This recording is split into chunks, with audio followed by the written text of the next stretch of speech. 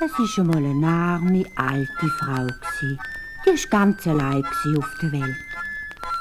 Da hat sie mal um die Weihnachtszeit herum, wo sie ihr ganz besonders einsam ums Herz war, Mehl genommen und Honig, Zucker und was es halt so braucht und hat einen grossen Lebkuchen daraus gebacken.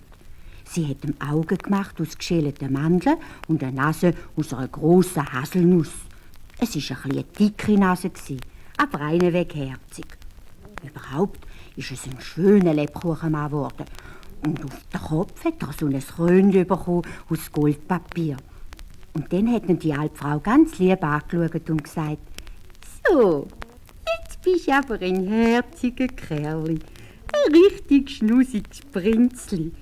Du bleibst jetzt immer bei mir, gell?» Und sie hat den Lebkuchenmann vor den Spiegel gestellt. Aber das hätte sie eben nicht machen sollen. Wo nämlich der Lebkuchenmann so den ganzen Tag vor dem Spiegel gestanden ist er schön eingebildet worden und hat gedacht: «Eigentlich bin ich ja gar kein gewöhnlicher Lebkuchenmann. Ich bin ein Prinz. Sonst hätte ich mal keine Krone auf dem Kopf. Ich gehöre in ein Schloss und nicht in die armselige Hütte.» Und er hat immer darüber nachgedacht, wie er von dieser alten Frau weg zu noblen Leuten, die zu ihm passen. So ist der letzte Tag im Jahr abgebrochen. Der Lebkuchenmann hat kaum gewartet, bis es die Nacht 12 Uhr geschlagen hat. In der Silvesternacht können die Tiere nämlich schwätzen und die Sachen lebendig werden, wenn sie wollen. Aber nur, wenn jemand zuschaut. Kaum hat es also vom Kirchenturm 12 Uhr geschlagen, hat der Lebkuchenmann einen Hupser gemacht, ist vom Tisch runtergekumpelt und was hast du davon gesprungen. Auf den Stegen ist er ausgerutscht und polterte die ganze Stege durchgepürzelt. Ab dem Lärmen ist die alte Frau verwacht und schauen, was passiert ist. «Hey, du meine Güte, wo willst auch du hin, Kleine? Bleib doch bei mir im warmen Stübli.» Aber der Lebkuchenmann hat zur Antwort gegeben: «Nein, danke, mir ist es verkleidet. Ich bin der majestätische Prinz und du bist nicht nobel genug für mich.» Und er ist weitergerannt auf die Straße raus. Es war eine kalte Nacht und der Lebkuchenmann hat bald angefangen zu lottern wie ein Schlosshund. Auf einmal hat er ein Grunzen gehört. Und eine grosse, dicke Sau ist vor ihm gestanden, mit 7 kleinen rosaroten Säulen. «Hey, schau auch da!» hat die Sau gesagt. «Das ist jetzt eine Überraschung. Gestattet Sie, dass ich mich vorstelle? Wir sind Neujahrsglücksauen und machen gerade einen Umzug durch die Dörfer. Sie haben uns gerade noch gefehlt. Sie könnten doch vorauslaufen und eine Fahne tragen. Das wäre sauglatt.» Alle Säule haben den Lebkuchenmann erwartungsvoll angeschaut, aber er hätte nicht zur Antwort gegeben. «Sie denken, Sie sind Goppel nicht recht im Kopf. Ich gehe sicher nicht mit ein paar dreckigen Sauen in der Gegend rumlatschen. Ich bin der Prinz und zwar ein Nobler, verstehen Sie?» Und er ist weitergezottelt. Nach einer Weile ist er in einen Wald gekommen.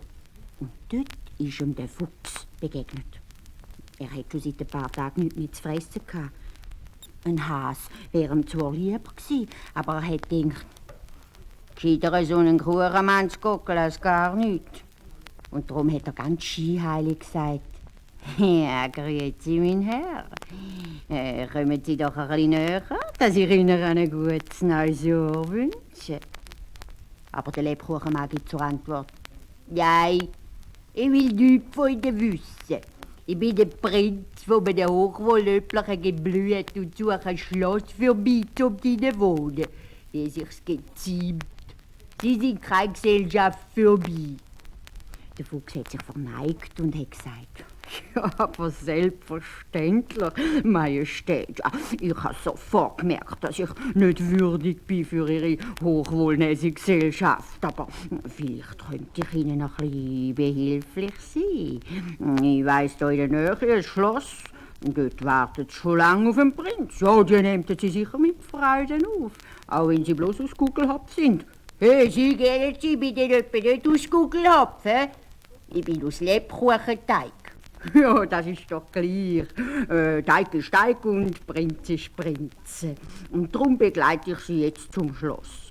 Es ist ganz in der Nähe. Und da war der Lebkuchenmann natürlich froh und ist mit dem Fuchs gegangen.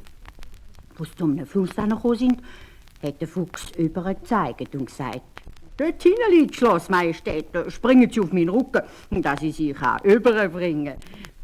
Sie sind fast am anderen Ufer angekommen, da sagt der Fuchs: Oh je, es kommt eine Wellenhoheit. Sie müssen auf meine Nase sitzen, sonst werden Sie aufgeweicht. Und da ist der Lebkuchenmann dem Fuchs auf die Nase gesessen. Kaum aber war der Fuchs im Trockenen, hat das Maul weit aufgesperrt und schwupp, hat dem Lebkuchenmann beide Beine abgebissen. Hilfe, hat der arme Lebkuchenmann gerufen. Ich bin schon halb gefressen, oh hi. Und dann hat er gar nichts mehr gesagt. Jetzt war er nämlich ganz verschwunden. Also, der Lebkuchenmann, der wäre wirklich gescheiter bei der alten Frau geblieben. Dann könnte er jetzt noch im warmen Stübli stehen und könnte es schön haben. Aber er war halt wirklich zu verschämt.